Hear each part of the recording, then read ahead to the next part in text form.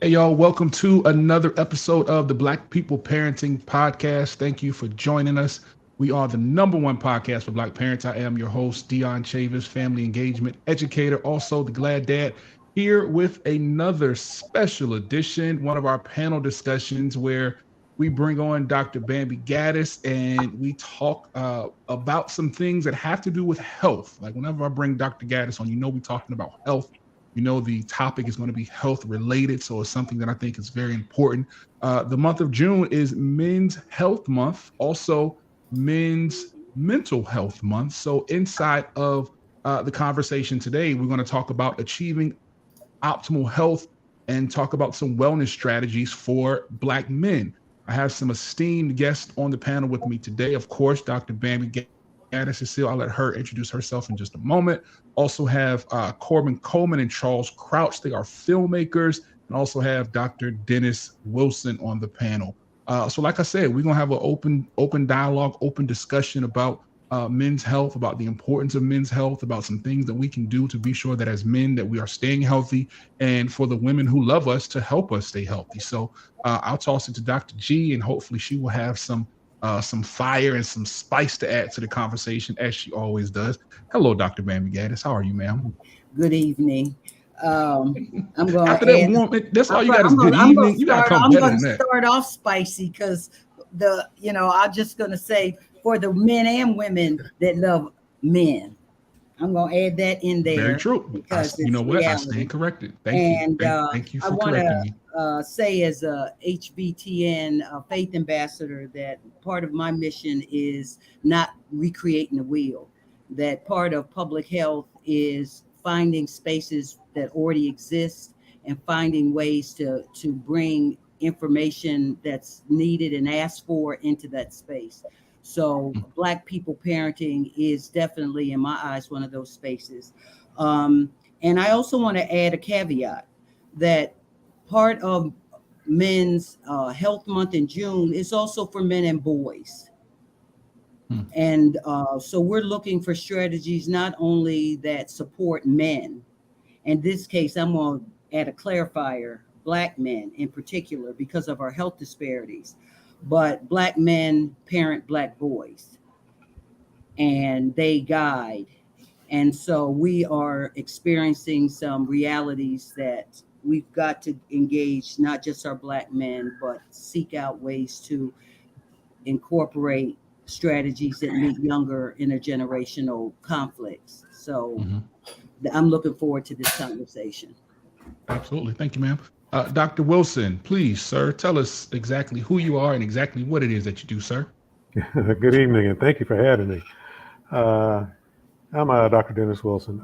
I'm a trained general surgeon, but I'm not doing that now. I've retired from that. I currently serve as a medical director of a Metro center that treats people for opioid addiction using either methadone or buprenorphine, and that's a whole different story. But we've been involved in the community in a number of ways. I've been on both boards at Government Richland, well now Prisma Health Richland, and MUSC Providence Hospital. Um, we've been involved with several medical societies here in the area. And what we try to do is whatever we can to try to help make ourselves available to try to end the disparities that we see in healthcare, not only amongst blacks, but especially among black men. Try to encourage more black men to enter the field of medicine, and whatever we can to try to make it available that black men don't feel intimidated or discriminated in the healthcare field. Mm-hmm. Well, thank you for joining us, sir. Also Um, on the panel, we have two of my favorite filmmakers, Mr. Crouch, Mr. Coleman, 4C's Visuals in this thing.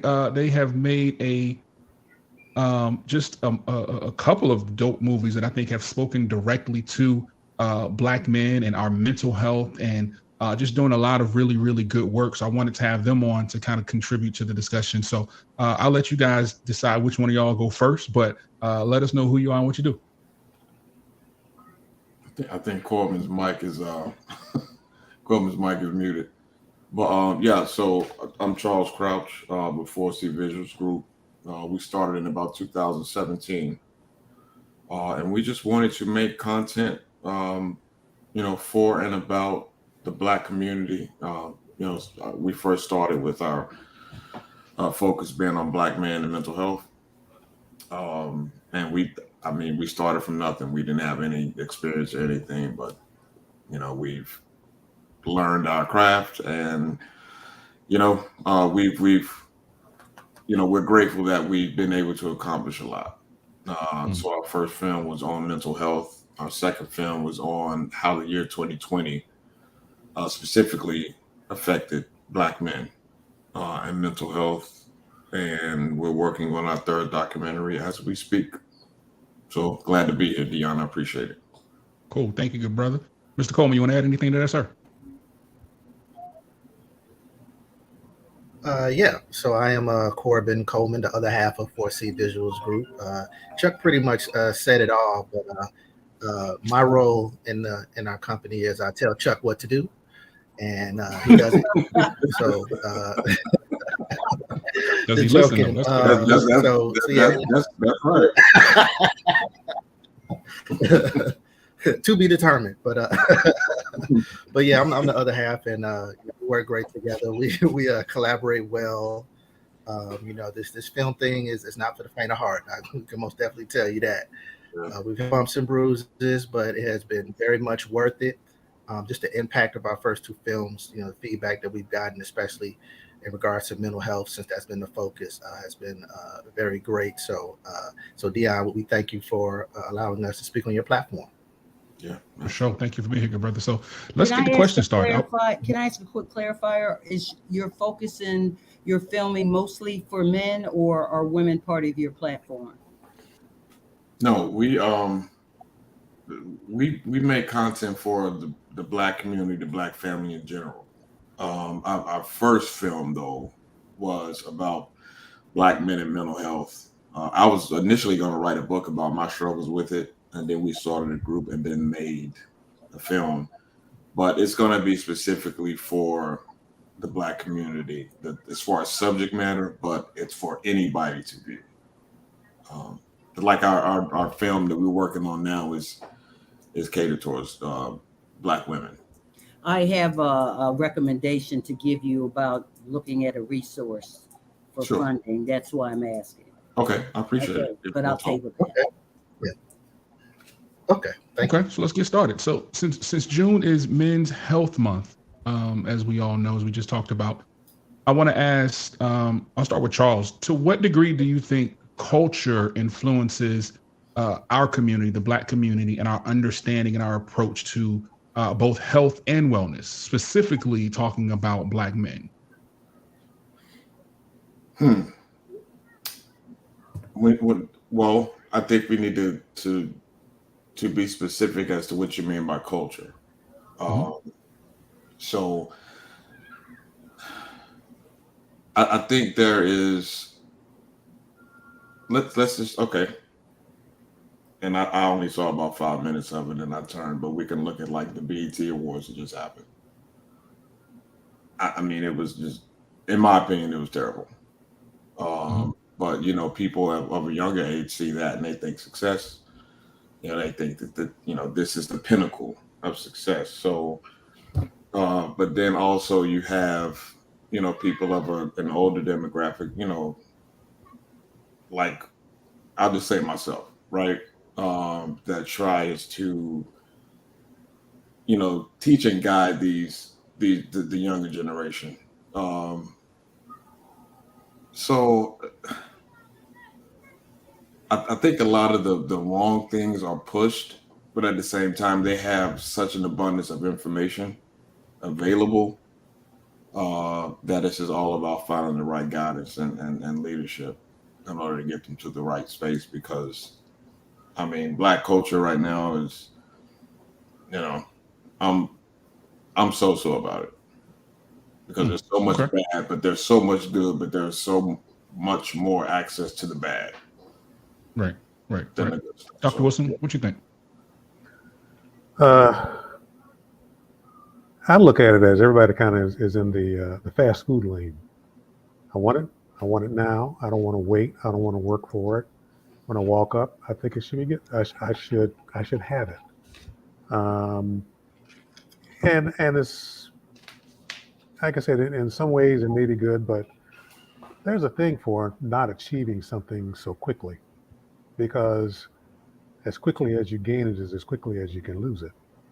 I think there's something that still plays a role in that. If you work for it, you cherish it more, and it achieves you a lot better. Like I said, I didn't see the BET Awards, but again, with every place you look, they're talking about that, talking about who's doing what, who's doing this. Um, and to me, you're not seeing enough of the achievements that other people are doing because it's not interesting. And that's a part of the problem we're seeing with a lot of things portrayed in the media. We don't control the media. So whoever controls it want to say, how can I get the most likes? How can I get the most hits? So I'm going to put out the most outrageous thing that's out there. And that is detrimental to what we do, because people are influenced. We see that in everything that we do. So I think culture has a lot to do with it, and I think a lot of it has to do with the fact that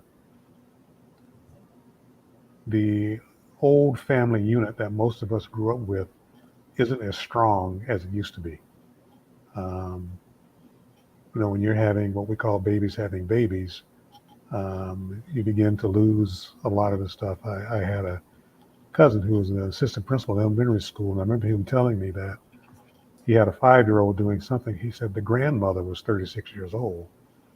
Um, I'll be honest with you, my first child wasn't born until I was 35. So that's a big difference there as far as what can be passed down and passed to others, as far as what we can achieve and what we can do. Good. Corbin, let me swing it to you. To what degree do you think culture influences our community's understanding and approach to health and wellness? I think there's a huge in regards to culture and health and wellness, especially in the last 5 to 6 years. I mean, it's been more on the forefront. I've seen more commercials in regards to mental health probably within the last year than I have within the last couple of years.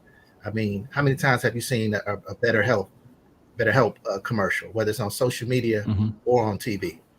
I mean, you Mm-hmm. see it all the time more. Before, I've never saw a commercial in regards to mental health. So the exposure, and I could say that is with the help of the culture. People are talking about it more. And it wouldn't surprise me if it didn't happen last year if we don't see a Super Bowl commercial in regards to Super Bowl health, in regards to mental health. I mean, that's the pinnacle. So I think culture has influenced a lot in regards to mental health or just health in general, because more people are talking about it, more celebrities, more athletes, just people in general. Is the influence is there, and if you can get it on that level, it's going to trickle down. So that's the good thing about it. So I think that's how the culture has influenced it a lot. Good. So, Dr. Wilson, let me ask you, what are some common misconceptions that are out there or that you have seen from folks in our community about health and wellness? Right. I know a lot of conversation and a lot of things were being spoken about when Dr. G and I first started doing these conversations about the COVID vaccine and about how certain you shouldn't get the vaccine because it could do this to you, or just people not believing in the science, so to speak. So what are some of the common misconceptions that you see about health and wellness as a whole right now? Well, I think a lot of it again goes to a lot of things with social media. A lot of people nowadays don't seek what I call the proper authorities or the proper guidance when they're looking for things with health. They'll go to, like you said, you fortunately recently we've seen more talking about mental health advertising. I think a lot of that came out of the pandemic, because when people came out of the pandemic, they began to realize certain change. Um, a lot of things that we see is, we still have, especially among Black men, I call it the Superman syndrome. I feel fine. I don't need to go to a doctor. All they're going to do is give me a bunch of pills. They're going to do this. or I have to be strong for my family. I can't let them see me being weak.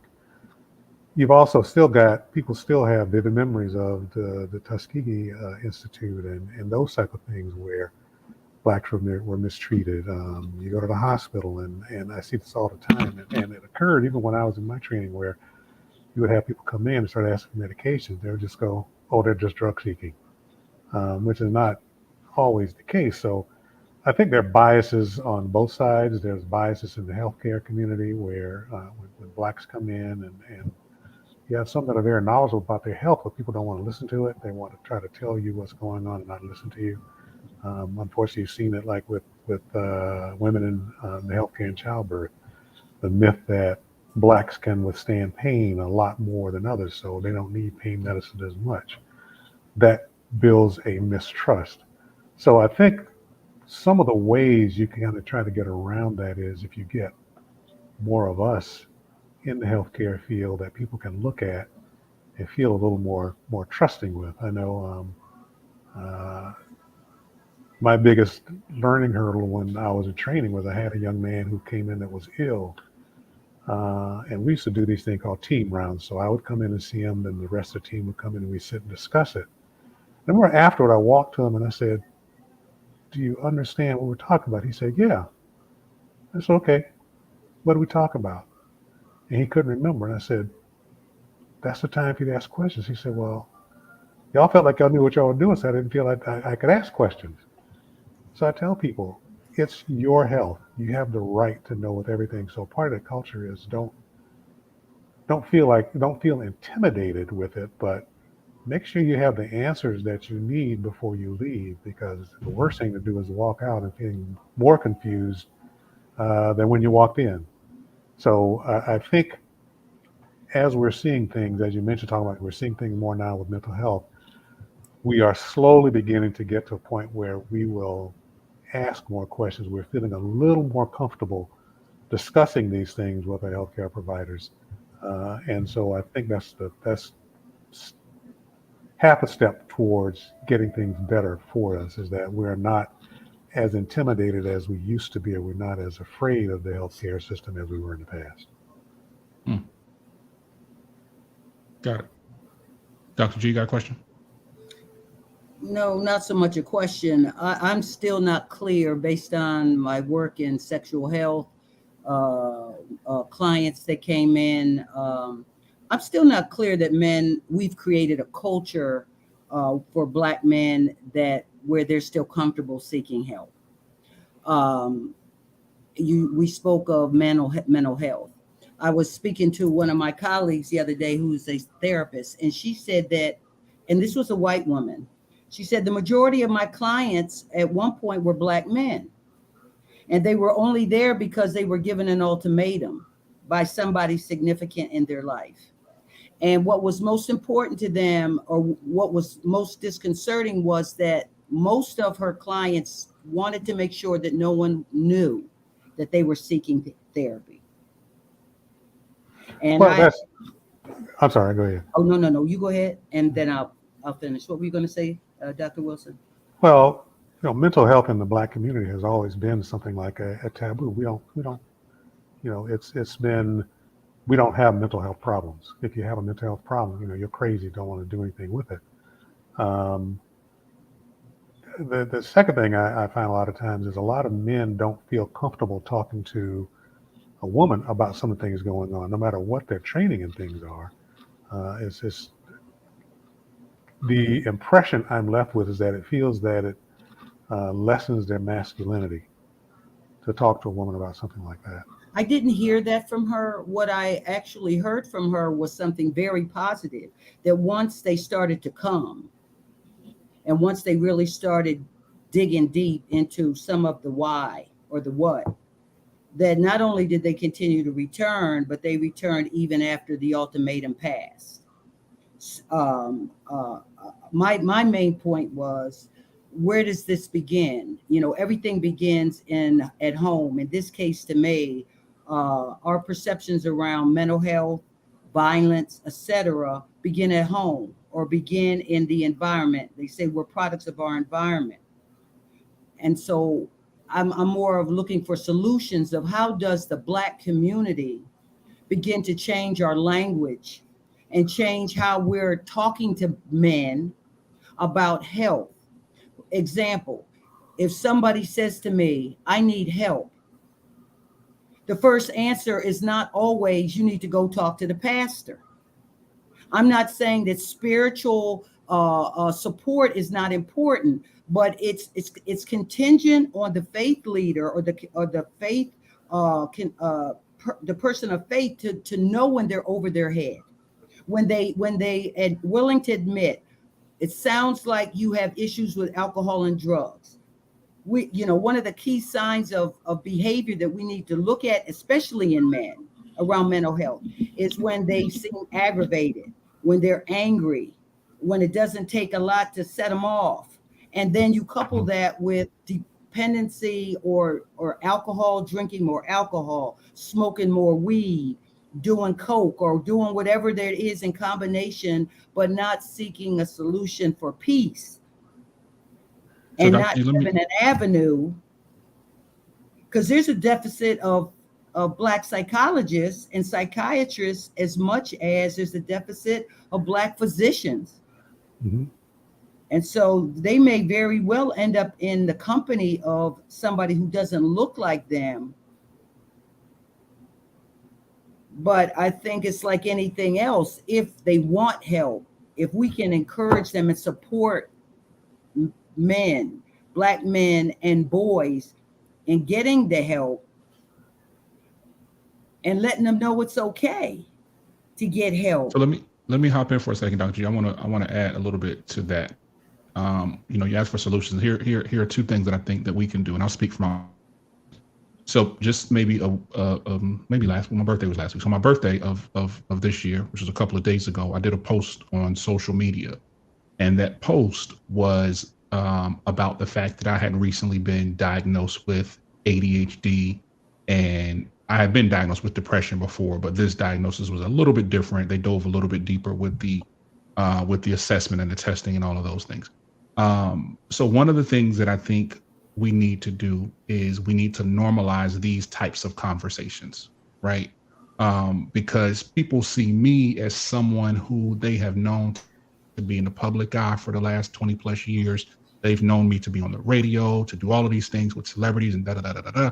But when I tell you that I've been suffering from depression for probably a great part of those 20 years, it's a whole different conversation. It's, I don't know. I didn't know. How would I know? But then it turns into other brothers hitting me up saying, yo, fam, I felt this. I feel the same way. How did you know? How do you deal with it? So the first thing I think we need to do, we need to know. What did you want when you reveal? What is it that you wanted or hoped for most in making your revelation? I wanted my story to help somebody else, because I know there's so many men that are suffering in silence. And I know if I was the poster child, just like Charles and Corbin stepped off the porch and said, this is like what my mental health journey has looked like. And they probably helped thousands of men just by telling their story. I wanted to be that. I wanted to be that poster child to say, okay, if I can do it, if I can go talk to a psychiatrist or a psychologist or whoever, you can too, right? Because I want mental health to be cool. Like, I think it's important that we normalize it and we make it cool. Like, I have these conversations with my kids all the time about the importance of their mental health. So that's one thing I think that we can do. The one thing that I think we need to stop doing is I think we need to stop, I don't want to say publicizing, but we need to stop amplifying Black trauma, right? There's this thing in our community when we see someone from our community get hurt, get harmed, get killed, get shot, whatever the case may be. We want to post it on social media. We want to do all of these things. Prime example, the situation in Chicago where the man was beating on the woman in the restaurant and the son came in and shot him dead, right? Everybody that I've seen has posted about, the little boy was right, and the guy who did the hitting, he got what he deserved. All of that. I'm not here to talk about that. What I'm here to talk about is the trauma that is going to come with that, especially for that little boy, knowing that he took a life protecting his mom at 14 years of age, and now it's been blasted all over social media. So that type of trauma that we are in love with, like as Black folks, we are in love with our own trauma. We have to stop amplifying those type of things and start amplifying positive narratives and positive things that are going on with us, or things that are helpful, because there's nothing that is helpful out of watching a little in an assault on a woman by a man, number one, and a murder of a child killing a man, number two. Nothing productive comes from us seeing that, but more trauma. And we become numb to it. And the more we get it, the more we become numb to it, and the more it becomes normalized. That has to stop. Right? I think if we want to see a healthier community, those types of images and all those things, they have to stop. Charles, you had something you wanted to share.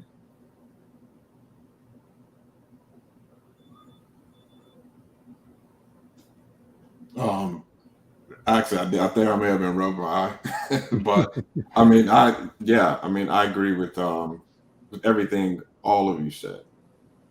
Especially, how mental health in the Black community, it's just kind of a stigma. Um, how we just label people crazy. I tend to look at it like this. Um, I want people to treat mental health just like they do physical health. You know, and I think it may have been, I think it was you, um, doctor. You said that the first thing we want to do is run to the pastor, and that's fine. Um, and the reason I think that is because when somebody said they're not in a good headspace, or they've been feeling this way, we always attribute it to something spiritual.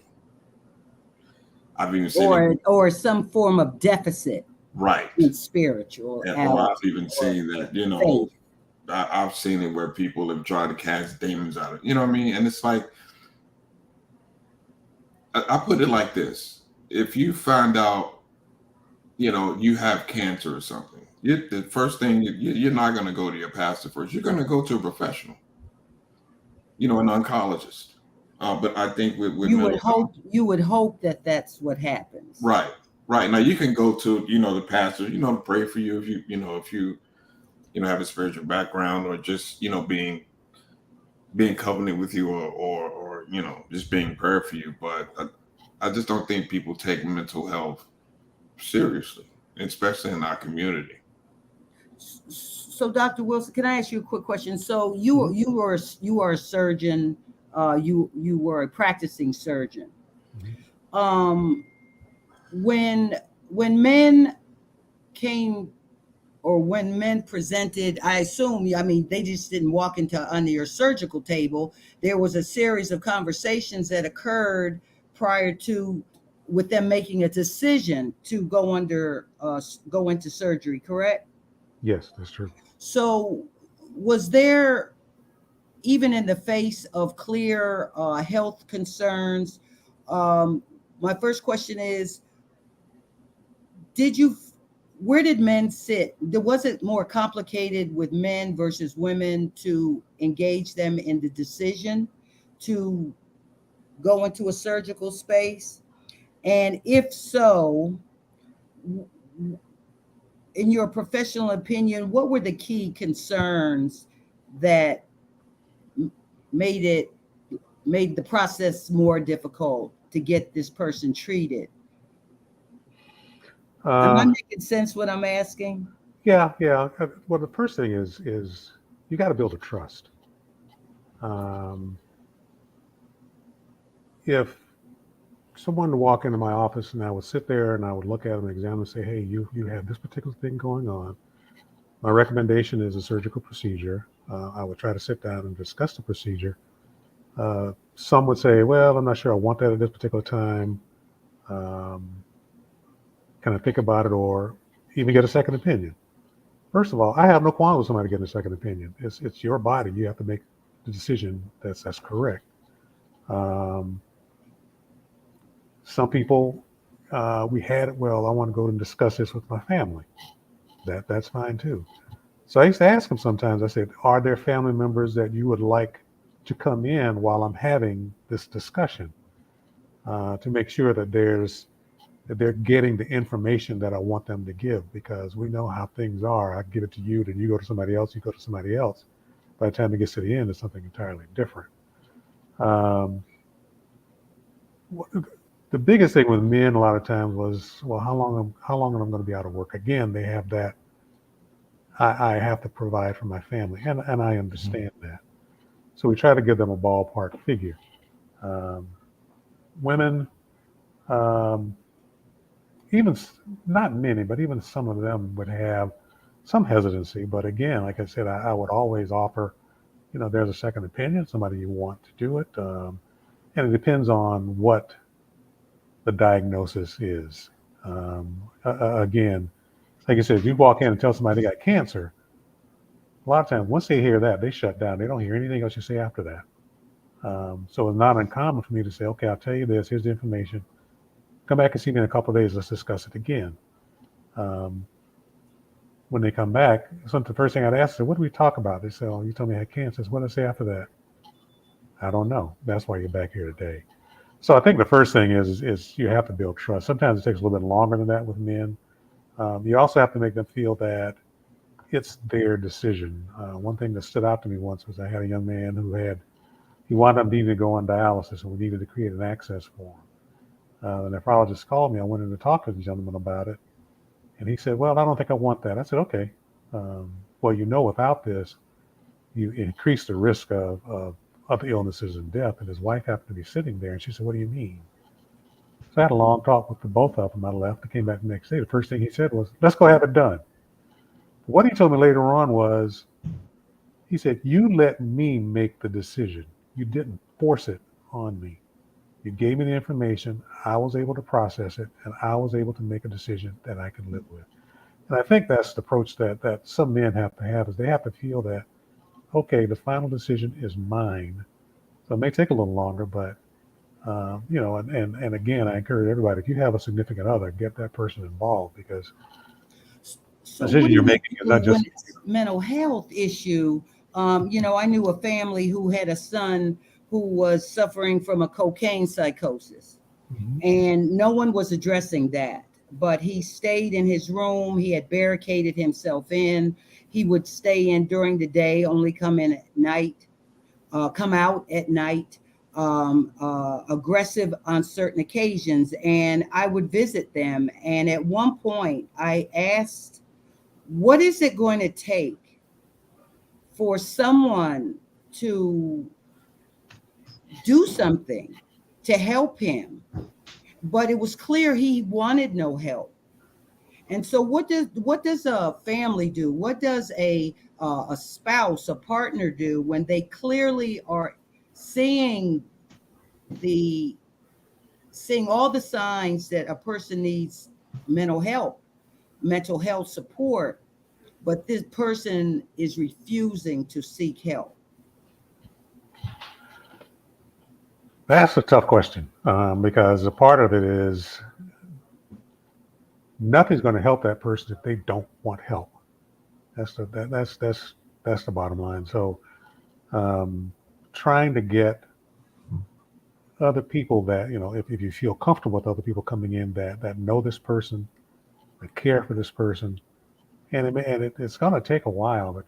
But with that, like I said, trying to get someone else involved who has more of an expertise in something like that, and just kind of it's going to be a long process, because first that person has to realize that, one, everybody's there because they care for him, not against him or even her.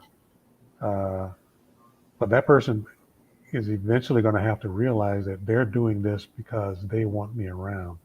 Until you get that person convinced, and I see it all the time up there with my treatment with people with opiates. They'll come in and I see, look, we're looking at things and you're still using. We need to change your dose. Nah, I'm good. Or one told me, said, well, if it makes you feel better, I'll go up. It's not a matter about me feeling better. It's trying to get you feeling better. And eventually what happens with most of them is eventually they realize, I'm killing myself. I need to get something done. Until that person comes to that realization, you can try to support them as much as you can, but until they're convinced that they need help, it's going to be a struggle. That's the best I can see at this particular point. So let me ask this, Corbin. I want to pose this question to you. What role have the women in your life played in your mental health and your health journey? Because a lot of times, it's the women in our lives who, for some of us who don't necessarily want to go to the doctor, or who might, get an injury. We might, let me tell you something. You hit 40, that warranty run out, you start aching and hurting a little bit more than normal.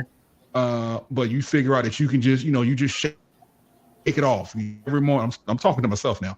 You wake up every morning and you just achy and your body ache, and you just shake it off, right? But sometimes it's the women in our lives, or the men, as Dr. G said, who kind of give us that extra push to go get the help that we need. So talk to us about how, the women in your life have helped you along your mental health and your health journey.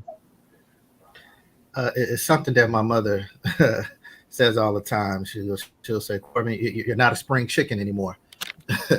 So it's like, you're getting up there now. We're not doing things. You're not doing things that you used to could do easily. I have a frat brother of mine, and it made me realize he has, now he has 3 kids, but his 2 oldest, son and daughter, they wanted to play tag around the house. So no, sir. I'm like, oh, it's easy. I can, tag and move around and hide and everything. And they tagged me so easily and so quickly. And I just like, wow, I guess I'm not as moving as quick as I thought in my mind. Workshop the other day, the man says his giddy up done got up and gone. I gotta hit you, Mike, giddy up. So I'm like, wait a minute. I guess, I'm not as agile as I thought I was, so it's like things like that are reminders. So not only the women in my life, but also the kids will remind you as well. You're not as sharp as you used to be.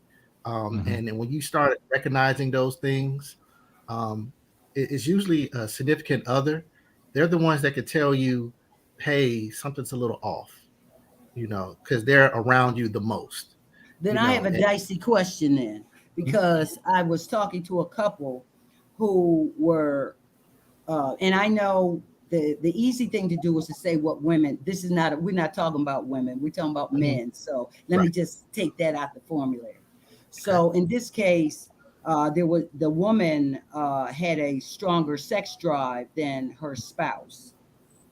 And it was becoming a point of contention, because there was from what I could gather from her conversation, there's been literally a pleading, asking them to go to the doctor, maybe get their hormones checked, see what their testosterone levels are, maybe it was cholesterol, maybe there's something else going on that was impacting their desire and performance. I'm not suggesting Dr. G, real quick, are they over 40? Were they over 40? Were they over 40? Yes. Okay, I can diagnose them right now. Their warranty ran out. That's it. Warranty. The warranty? No. That's the diagnosis. The warranty ran out. So check this, and I'll make myself as an example. I mean, at 68, almost 68, in this coming year, a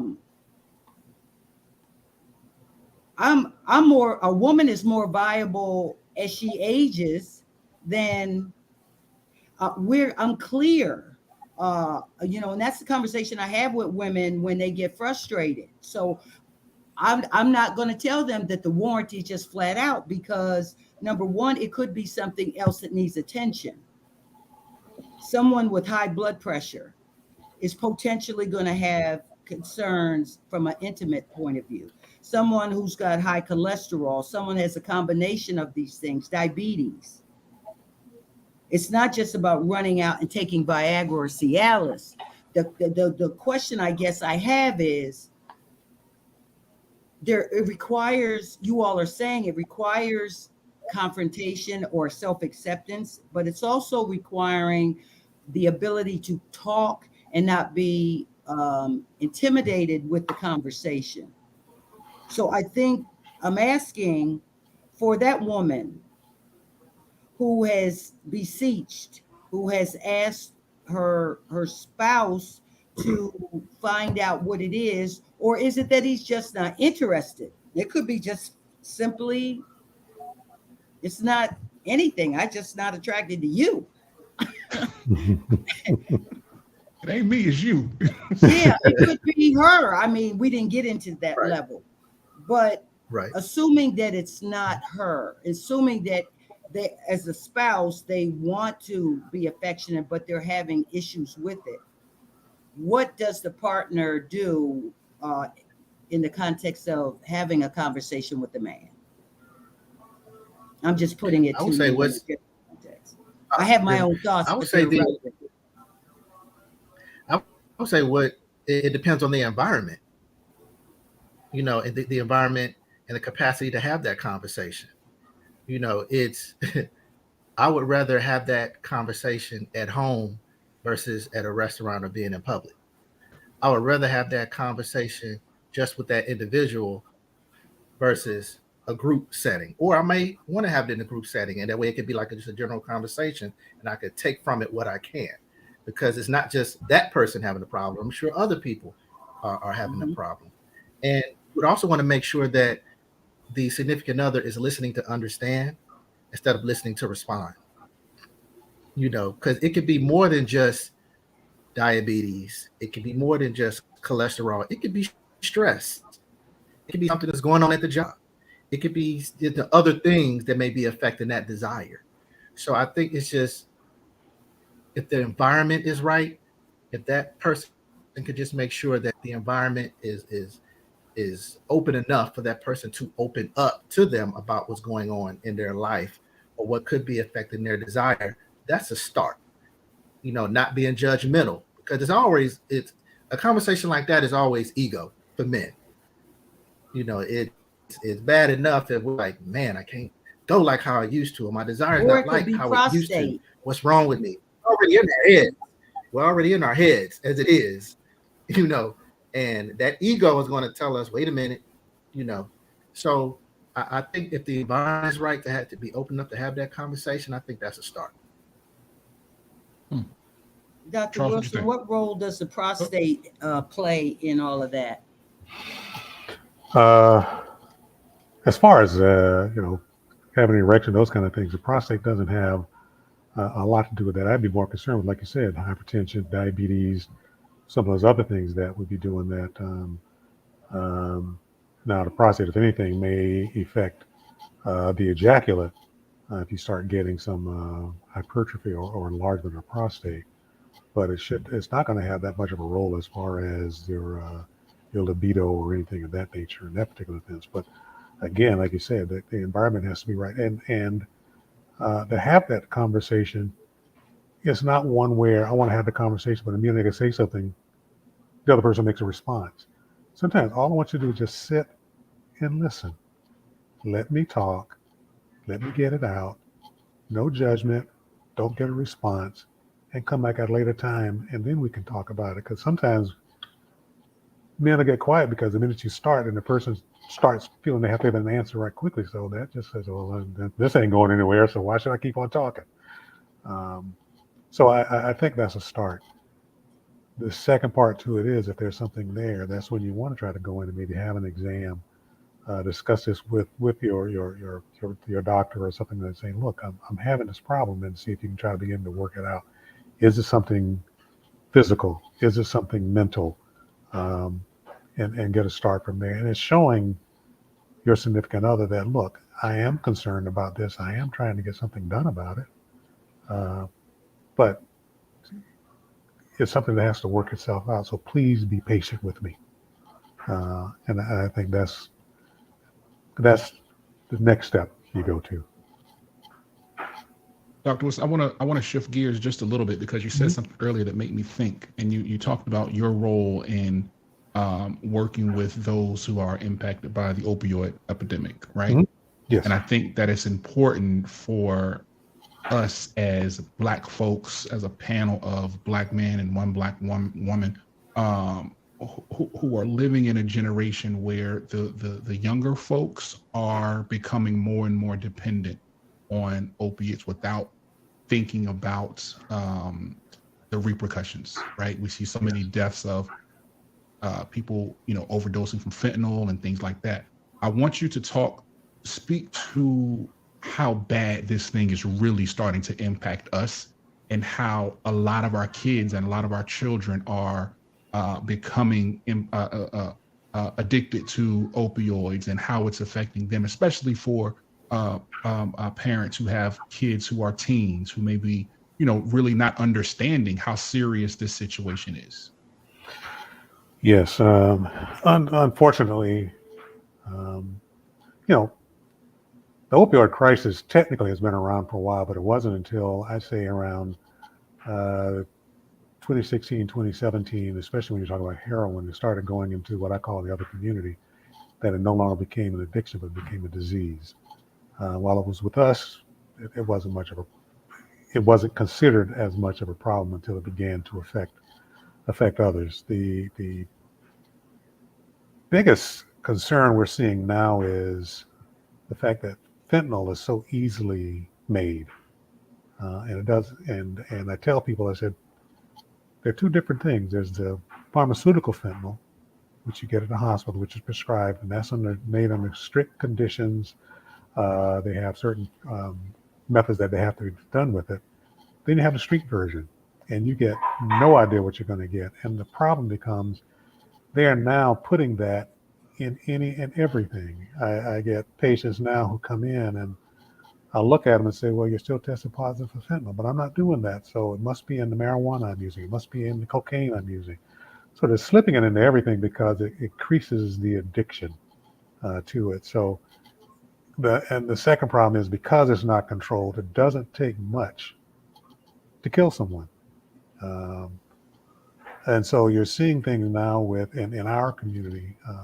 I'm beginning to see more of our community coming in for treatment than I have in the past. So they're beginning to realize the fact that it is a problem. It is beginning, and it's becoming, the biggest thing is because of the cost. I know a lot of them come in and say, look, I can't afford this anymore. I've got to stop it. Um, Kids, unfortunately, are going to experiment, and I'll do them like I tell my daughter. When my daughter goes out to the club, I said, if you have a drink and you walk away from it, don't drink it, don't pick it up again. Mm-hmm, Somebody might have come in and slipped something in it. Go ahead and get your whole drink. I don't care what it costs you. Don't drink it. Try to encourage kids not to be taking these things that people give them, because I did a thing recently. They're making these opiates and things look like Skittles. They're coming in all kind of colors, all kind of sizes, and you have no idea what's in them. So the one time say, I'm just trying it one time. Unfortunately, next time that person may be dead. So the other thing I would encourage everybody too, if you have a concern, see if you can get a hold of some Narcan. Narcan is one of the ones that will help begin to reverse the effects of someone who has an overdose. But don't believe what you see on television where they say, they give it, the person's fine, they walk away. Narcan has a specific lifetime, and sometimes it's shorter than what the actual fentanyl will do. So you have to still be around them because they may need a second dose. Sometimes these people may actually need CPR, because the thing about opiates is that it will stop the respirations. So you can give it, but if it's not circulating, it's not going to do any good. The second thing is now they're even putting other things with fentanyl that's causing more of a problem, that you think the Narcan isn't working, but it's because of the other thing, this thing called Trank, which is an animal medication used for animals. They're adding, tranquilizer, right? yeah, because again, it's trying to intensify the high. Uh, some of the things I think that we try to do at our center is not only to try to get them off it, but you try to look at the environment that they're in. What kind of got them into that, and what can we do to try to change the environment that they're in? Because if you're treating them, but they're going back to the same people doing the same things, they're going to go fall back into the same habits. So we try to work with them. We have counselors that work with them, trying to find them jobs, trying to find them different living conditions. those kind of things. But again, the bottom line is the person has to want to help make that change. If they don't want to make that change, everything we're doing is okay. You're not dying from the opiates, or at least we don't think you are. We still have some that they're taking the medicine and still going out and getting the fentanyl. So I try to encourage them to increase their dosage to get them off that. So I think parents are going to have to be a little bit more vigilant in the watching. What are their kids doing? Kids are going to rebel. Unfortunately, that's their nature. That's their style. I know I did when I was a kid. I didn't hope I didn't do anything stupid. My parents still kept me alive, but they are going to do some things. But parents need to, I think, be a little more vigilant as far as when their child starts to change in behavior, when things start to change in school for them, something's going on. You need to try to do what you can to investigate that. If there's a call trying to get some professional help, if that's what's required, go ahead and do it. But just know that sometimes you can't do this alone. So it's okay to seek help from somebody else to try to find, like you said, sometimes in a group setting, you have other people going through the same things. What can the group think do to try to help decrease or resolve some of these problems? Right. Right. Charles, I want to ask you a question, Charles, because I know your son is, how old is your son now? 11. He's 11. So I know he's at the age when a lot of the things, taking it back to what we were talking about earlier in terms of culture, are right in his face, right? You may not have watched the BET Awards, but I'm pretty sure he knew at least 10 of the people who were performing up there, right? Or had heard of them or had seen them in some capacity. So my question to you is, as a parent, as a parent of a Black boy, Yes. how are you modeling your health and mental health journey for your son? That's a tricky question. So my son is a bit different for me because he's on the spectrum. So my biggest issue, and he starts middle school next month actually, and I think I've actually talked to Corbin about it, but I mean, he's excited. He has no idea. His father is terrified about him Usually how it goes. starting that because of the social issues. And the thing is with him, and it's kind of a blessing at the same time. It's kind of a curse that he's very detached from like the trends, and he probably did not know any of the artists. To be honest with you, he's more familiar with artists from my generation. So I have to keep things very, very basic with him, as far as having respect for others. And I'm in this thing now where I'm really just trying him we just moved in February, and it's a really nice kid, around here. And I really try to get him, hey man, why don't you go outside? So I know that'll be good for him, but I also know what he struggles with. So it's a bit different for me. I just try to be the best, father I can, his stepmom, my wife, so we try to, balance that because we know that he has this diagnosis, but at the same time, we know that the majority of the world is not going to care about that diagnosis. Because he doesn't have those social cues. It terrifies me because what about when he's driving, he may get pulled over. The cop does not know that he's on the spectrum. So, so I've been doing a lot of research, but I mean, I'll be honest, man, it keeps me up at night. It keeps me up at night. It really does. Yeah, that's a heavy conversation that I think should lead to something else that we do for Black people parenting. My son is on the spectrum. How would you answer that question, Dion? Again, like Charles said, it's a little different for me because my son is on the spectrum also, of course. He's 5, he's younger. So for now, we are trying to teach him to self-regulate his emotions, right? So as a parent, as someone who, is at the beginning of this journey, I'm in year 5 of this journey. My thing is now so similar to what Charles said. There's when you get onto this world, there's certain things that this world is not going to care about.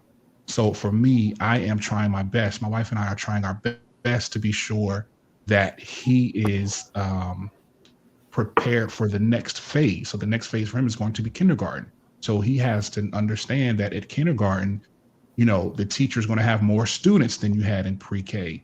You're going to have to learn how to, when you get frustrated, deal with a different way of coping than having a meltdown, right? So do you want to stress ball? Do you want to do some breathing techniques? Do you want to go into the quiet corner? So now we're trying to teach them those things, but at the same time, those things are teaching us about ourselves, right? Because when you have a child with who's on the spectrum and you're actively trying to prepare them for what's to come, it tests you, right? And it tests your intestinal fortitude, and you have to dig deep to find out where you are mentally, because the development of that child, you can't compare it to anything else, right? And no day is ever the same. So for me, it's been modeling like self-care for my son and my daughter. Like this is how I, sometimes I just need a moment to myself, because like I tell my wife someday, she tell me like the autism won today, like the autism won, and you come back and you fight another day. But I think for me, modeling it looks like, making sure that he has the tools that he needs to go out into this world, but also making sure I'm taking care of myself, because I know I can't pour from a cup that's half empty.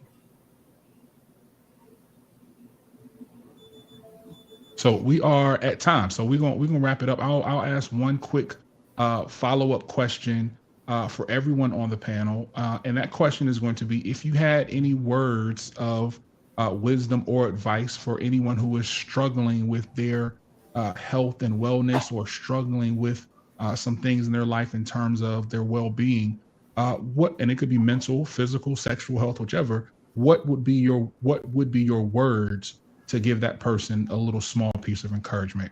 Corbin, we'll start with you. I would say find someone who you feel comfortable with to have that conversation. That you feel so comfortable with that you can open up. That's something that I would encourage them to do. Do not keep it inside. Do not bottle it up, because it can only get worse. Um, so it'll be even more stressful. So find someone who you are comfortable with, whether it's a family member, friend, pastor, teacher, whomever. You can have that conversation with, and that's what I would say. Start there. Yeah. Dr. G, what about you? Um, I would say self-analysis. I was speaking to a young person yesterday who began to cry very profusely, sharing with me about her addiction, or what she perceives as a growing addiction. Um, and certainly there was no easy answers, but one of the things that kept permeating was that she was currently in a living situation that she knew or was not healthy for her.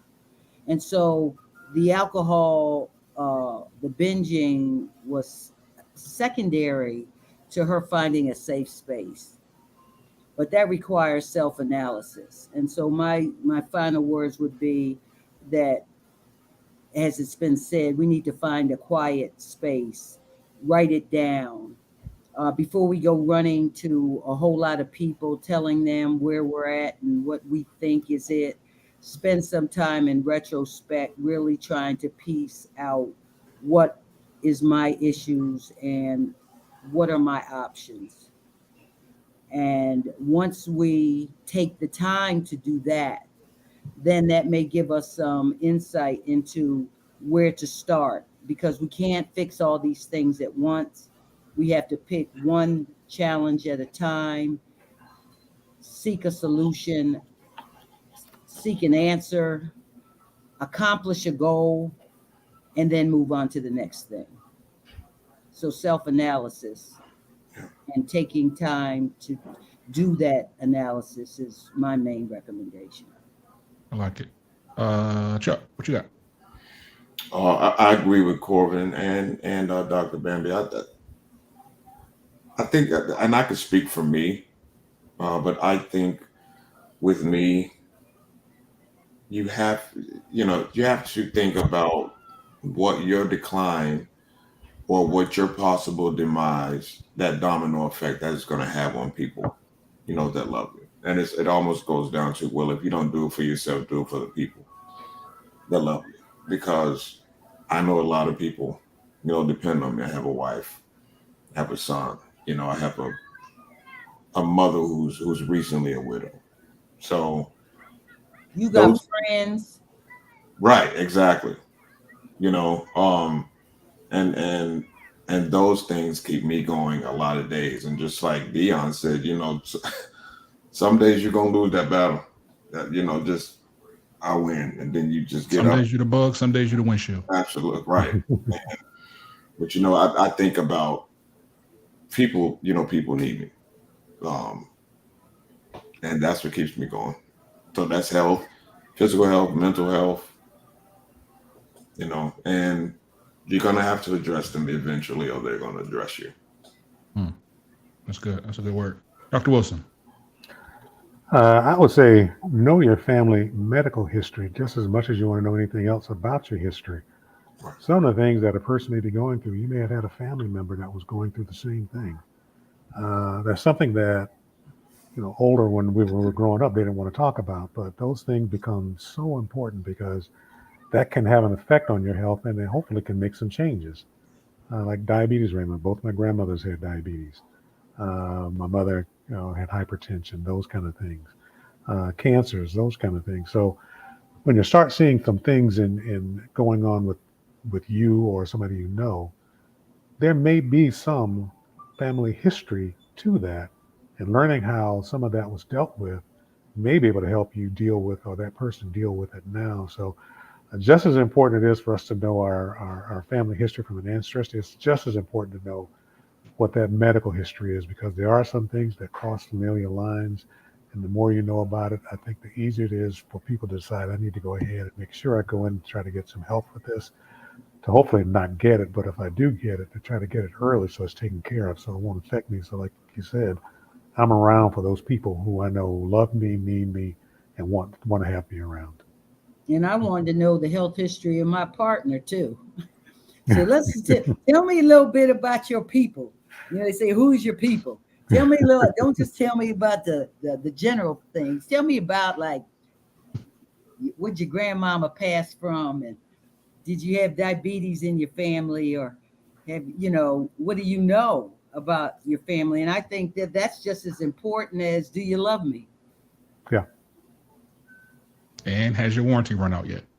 I will say that my last words are going to be trust Black women. As Black men, I think we have to do a better job of trusting Black women, and I say that from a position of someone who only has Black women medical providers. My doctor, uh, what's it called? My primary care physician. I'm sorry, my primary care physician is a Black woman. My dentist is a Black woman. My psychiatrist is a Black woman. My therapist is a Black woman. Trust Black women, and I think that we cannot be afraid to have these conversations because Black women are the keys to so many things in this world, and they are the greatest thing that God has ever created. And I think we as Black men have to do a better job of leaning into getting help from them and allowing them to help us. And even as whether it be your spouse or someone that you're in a relationship, that person should be your helpmate. And they should be the ones to help you through whatever situations that you're going through. So that's it. We can Charles close and out Corbin, can you get that commercial he just did? Can you capture that in film so we can edify the Yeah, role of the Black woman in the household? that Because was that I was certainly feel that way about Black men, that was good. Yeah, and I Yeah. think more Black women and Black men need to hear that message. and I sent Absolutely. Dr. Bambi. I sent you a request on Facebook so we can connect about what you mentioned earlier. Oh yeah, you are going to connect back to me. Yeah. Okay. Okay. Sooner than later. Yes, absolutely. Okay. Thank you, Dr. Wilson. Oh, thank you for Oh, having me. you thought Yes, Corbin sir. was your boss. You just now meeting Dr. G. You thought you heard she said He's trying to sooner call rather me. than later. He said, "Yeah, I got some friends who call me Mazza, but that's not true." All right, y'all. That's it for this episode of Black People Parenting Podcast. Be sure to like, share, and subscribe. Thank you to my esteemed guests for coming through. This is another great episode, Dr. G. We will see you next month, Lord willing, and the creek don't rise. You know how I said, y'all, make sure that you take care of each other. Make sure you take care of your kids. But in the midst of it all, be sure that you're taking care of yourself. I'll let y'all on the next episode. Peace. Take care. Talk to you soon, Dr.